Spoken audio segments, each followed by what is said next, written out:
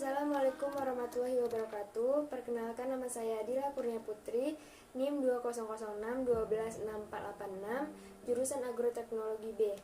Baiklah, pada video kali ini saya akan menjelaskan tentang laporan akhir praktikum agroekologi. Ditinjau dari bahasa, istilah agroekologi merupakan gabungan tiga kata, yaitu agro atau pertanian, eko atau eco, lingkungan hidup, dan logi atau logos, ilmu. Secara sederhana, agroekologi bisa diartikan sebagai ilmu lingkungan pertanian. Sebuah pertanian pendekatan agroekologi memerhatikan hubungan timbal balik antara makhluk hidup, termasuk manusia sebagai petani, terhadap alam atau lingkungan hidup di sekitarnya. Istilah agroekologi pertama kali digunakan pada tahun 1928 oleh Basil M.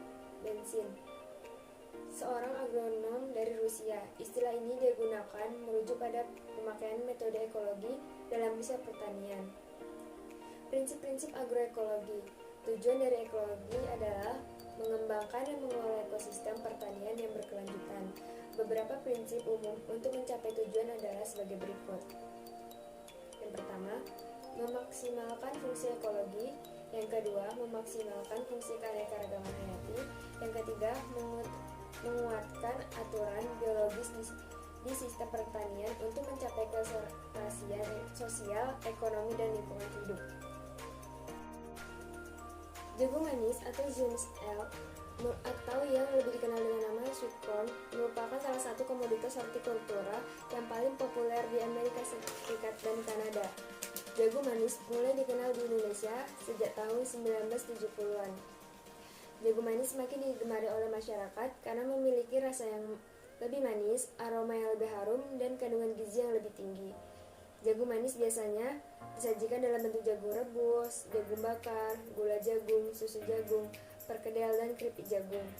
Jagung manis juga sangat baik dikonsumsi penderita diabetes karena mengandung kadar gula dan lemak yang rendah. Kegiatan yang pertama yang dapat kita lakukan pada praktikum kali ini yaitu pembukaan lahan. Tujuan penyiapan atau pembukaan lahan prinsipnya adalah suatu kegiatan pembersihan dan pembukaan areal serta pengendalian kesuburan tanah agar tercipta kondisi lahan yang optimum. Adapun beberapa metode yang dapat dilakukan dalam pembukaan lahan, yang pertama yaitu land clearing. Land clearing adalah pembersihan lahan yang akan dijadikan area pertanian. Ada banyak cara yang bisa dilakukan petani untuk melakukan land clearing, mulai dari manual, mekanis, hingga penggunaan bahan kimia seperti herbisida. Land clearing dengan manual dilakukan dengan manusia langsung dengan menggunakan alat sederhana seperti cangkul, parang, dan lain-lain. Sedangkan land clearing yang dilakukan dengan mekanis dilakukan dengan menggunakan berbagai macam mesin pertanian seperti traktor. Selain memperbaiki tanah, pembersihan juga bertujuan memperlancar arus air dan menekan jumlah biji gulma yang terbawa masuk ke petak sawah atau lahan. Yang kedua ada pengolahan tanah. Pengolahan tanah merupakan cara untuk memperbaiki kondisi fisik, kimia, maupun biologi tanah. Hal ini mutlak dilaksanakan oleh petani sebelum melakukan penanaman bibit. Karena yang pengolahan tanah yang baik dan benar, maka proses penanaman akan lebih mudah dan tentunya itu baik sekali untuk benih yang akan ditanam. Yang ketiga ada pemupukan lahan.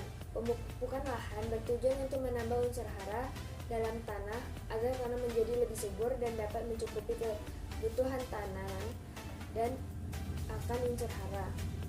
Dengan begini, pertumbuhan tanaman lebih optimal. Pemupukan yang diberikan lebih awal bisa merangsang perkembangan akar lebih dalam lagi.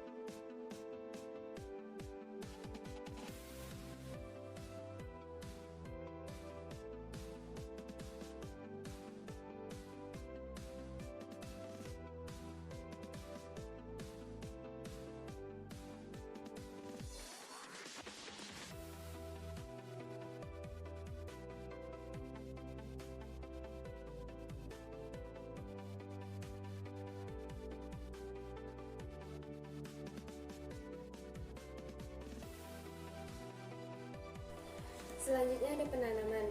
Cara penanaman yang pertama yaitu sebelum melakukan penanaman, benih jagung direndam selama kurang lebih 2-5 menit. Tujuannya agar dapat membedakan antara benih jagung yang baik dan yang tidak. Yang kedua, buatlah lubang pada bedengan dengan kedalaman kurang lebih 1-2 cm.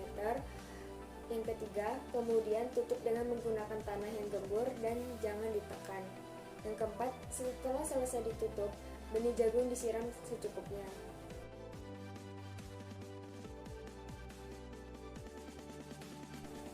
Adapun kegiatan selanjutnya yang kita lakukan dalam praktikum ini yaitu perlakuan dan pemeliharaan. Tujuannya yaitu agar tanaman jagung bebas dari gulma yang dapat mengganggu pertumbuhan dan perkembangan tanaman. Jagung diberi pupuk N, P, dan K dengan dosis pupuk yang diberikan setiap tanamannya yaitu 3,75 gram dengan cara membuat larikan atau lubang di sekitar tanaman jagung, kemudian dimasukkan dan ditimbun.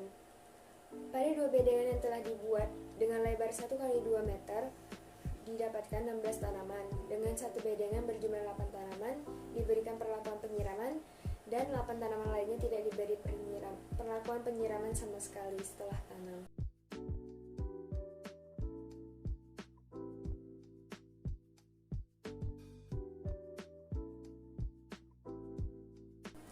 Berikut merupakan tabel pengamatan jagung yang saya lakukan pada praktikum ini.